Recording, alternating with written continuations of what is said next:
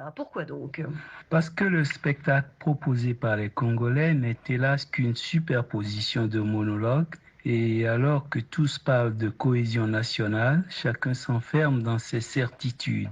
Les évêques, les premiers à s'exprimer, sont les moins rigides, même si certaines des flèches décochées peuvent faire mal. Monseigneur Victor Abagna-Mossa, archevêque d'Ovando, dit se préoccuper des conséquences d'une élection à la transparence douteuse. Sûr de son fait, Thierry Mungala, ministre de la Communication et des Médias, concède que la démocratie congolaise peut être perfectible, mais ne lui trouve aucun problème de crédibilité.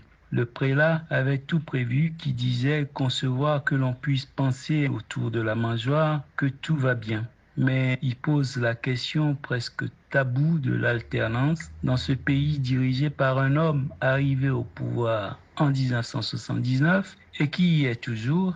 Pour le porte-parole du gouvernement, l'alternance ne se décrète pas et Denis Sassou Nguesso sait s'incliner face au verdict des urnes comme lorsqu'il a été battu en 1992. Lorsque l'on choisit d'inviter l'histoire à une telle démonstration, il faut toujours prendre soin, question de crédibilité, d'intégrer dans l'analyse tous les faits, toutes les nuances.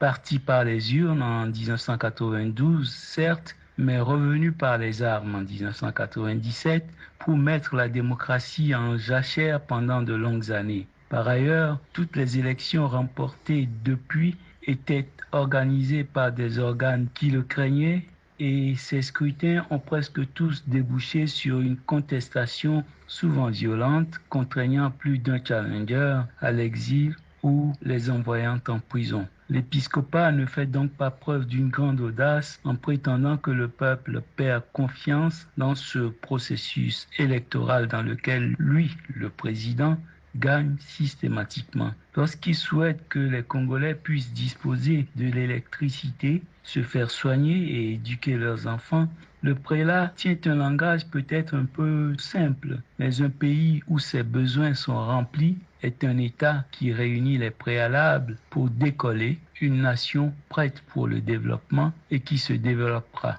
Et le ministre ne conteste rien de tout cela. Peut-être, mais sa dextérité a justifié tout ce que fait le gouvernement éblouit parfois trop. Tant de génie pour prouver que jamais aucune élection n'a fragilisé la cohésion nationale ou entaché l'image du pays à l'étranger, laisse perplexe. Vouloir rendre tous les coups que l'on reçoit ou croit avoir reçus, laisse perplexe. Pouvoir contre opposition, partisans du pouvoir contre sympathisants de l'opposition, et chacun s'évertue à se justifier, à se défendre, parfois avant même d'avoir été accusé.